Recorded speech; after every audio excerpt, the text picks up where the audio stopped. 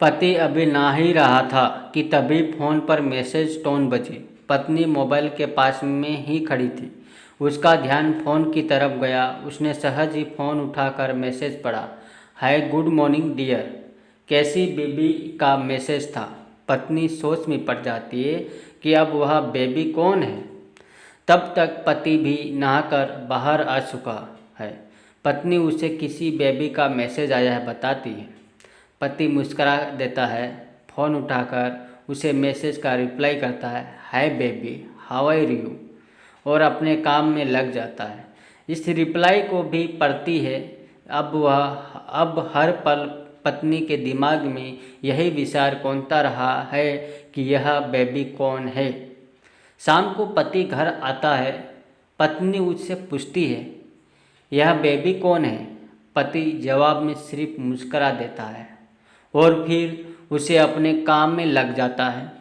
2-3 दिन बीत जाते हैं। उन विचारों ने अभी तक पत्नी का पीछा नहीं छोड़ा था और फिर से पति के मोबाइल पर फिर एक बार बेबी का मैसेज आता है, आज तो मिलोगे कि नहीं, तुम्हारी बहुत याद आ रही है। इस मैसेज ने आग में घी का काम किया। पत्नी का शक और भी ज़्यादा पक्का हो गया। 20-20 में ऐसे मैसेजेस का आदान प्रदान होता रहता और पत्नी के मन में शक की जड़ें और गहरी होती गई। पति पूछने पर भी जवाब में सिर्फ मुस्कुराहट के और कुछ नहीं कहता। यह शक गुस्सा बनकर तब ज्वालामुखी की तरह फट पड़ता है जब एक दिन उसे अपने पति की जेब में सिनेमा की 2 टिकटें मिलती है। पत्नी अपने पति से बहुत झगड़ाती है।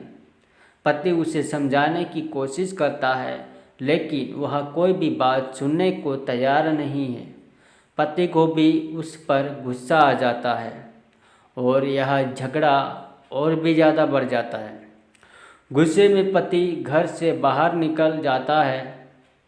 पत्नी का गुस्सा पति से कई गुना ज़्यादा तुरंत हो वो अपना सारा सामान पैक करती है, एक चिट्ठी लिखती है कि मैं मायके जा रही हूँ हमेशा के लिए, और पति का घर छोड़कर चली जाती है। गुस्सा शांत होने पर जब पति घर आता है तो चिट्ठी पढ़कर उसके होश उड़ जाते हैं। 10 दिन बीत जाते हैं और गांव के उस घर पर डोरबेल बजती है जहां पत्नी रहने चली गई है। पत्नी दरवाज़ा खोलती है। दरवाजे पर 10 साल की एक छोटी बच्ची हाथों में चिट्ठी लिए खड़ी है। वह पत्नी को वह चिट्ठी देती है। बच्ची से वह चिट्ठी लेकर पत्नी चिट्ठी खोल कर पढ़ती है, डियर वाइफ, जिस बेबी की वजह से हम दोनों में इतने झगड़े हुए हैं और तुम हमारा घर छोड़कर यहाँ चली आई, यहाँ बच्ची जो अभी तुम्हारे सामने खड़ी है वह वही बेबी है। अनाथ आश्रम की एक प्यारी बच्ची इसी के साथ में बातें करता था, सिनेमा जाता था।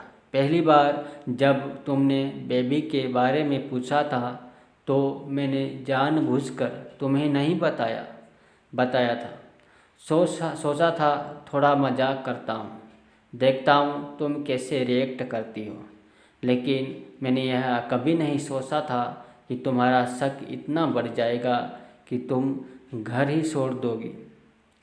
हाँ, सबसे ज़रूरी बात यह है तो बेबी है, वह किसी और को नहीं बल्कि तुम्हारी ही बेटी है।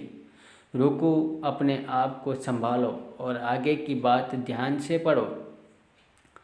हमारे शादी की 2 साल पहले की यह बात है। तुम अपने कॉलेज के लास्ट ईयर में थी।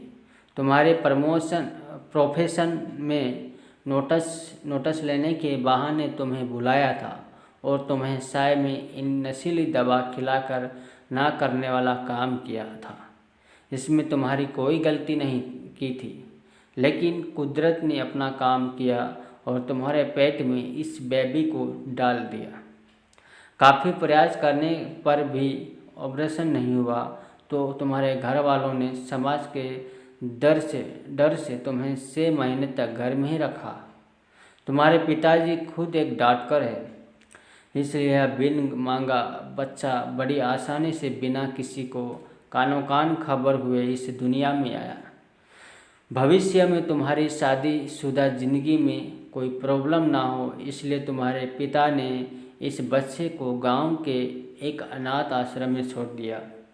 यह बच्चा मतलब यही बेबी जो अभी तुम्हारे सामने खड़ी है। अगर अभी भी विश्वास नहीं हो रहा है तो इस बच्ची के गाल का वो तिल देख लो जो शायद तुमने उससे आखिरी बार रोते हुए देखा होगा। फिर अपने पिताजी से पूछ लो। पत्नी जल्दी से उस बच्ची को पास में लेकर उसके गालों का तिल देखती है। उसका मन भर आता है, उसकी आंखों में आंसू आ जाते हैं, लेकिन अभी भी सिटी बाकी है, इसलिए वह आगे बढ़ती है। मुझे पता है अभी भी तुम्हारे मन में यह सवाल उठ रहा होगा कि यह सब मुझे कैसे पता। तुम्हें बता दूं कि यह सब तुम्हारे खुद के पिता ने ही अपने मन में उठ रहे पश्चाताप को शांत करने के लिए शादी के 1 महीने पहले मुझसे मिलकर सारी बात मुझे बताई थी। उन्होंने यह भी कहा था कि अगर मैं चाहूँ तो शादी से इनकार कर सकता हूँ। मैंने तो मैं स्वीकार किया क्योंकि इस पूरी घटना में तुम्हारी कोई भी गलती नहीं थी और हमारी शादी हो गई। तुमने मुझे बहुत प्यार दिया, लेकिन तुम्हारे पिता से बेबी के बारे में जानने के बाद मैं उससे मिले बिना नहीं रह पाया। मैं बीच में उससे मिलता था। उससे मिलना, उसके साथ समय बिताना मुझे अच्छा लगता था। कितनी प्यारी बच्ची बिना किसी गलती के क्यों सज़ा भुगते। बस इसलिए मैं उसे थोड़ी सी खुशी देने की कोशिश करता था। बस मुझे इतना ही कहना था। अब अगर तुम फिर से अपने घर आकर मेरे साथ रहना चाहो तब और सिर्फ तभी गैलरी में आ जाओ। तुम्हारा और सिर्फ तुम्हारा डियर पति। बिना एक क्षण की भी देरी की पत्नी दौड़कर गैलरी में पहुंची और रास्ते पर उसका पति एल खड़ा था।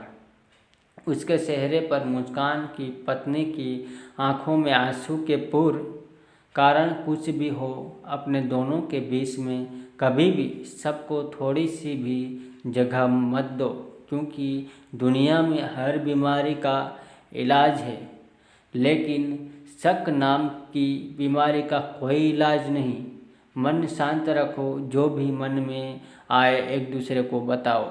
आशा करता हूँ यह छोटा सा वीडियो आप लोगों को बहुत अच्छा लगा हो तो हमारे चैनल को सब्सक्राइब करें।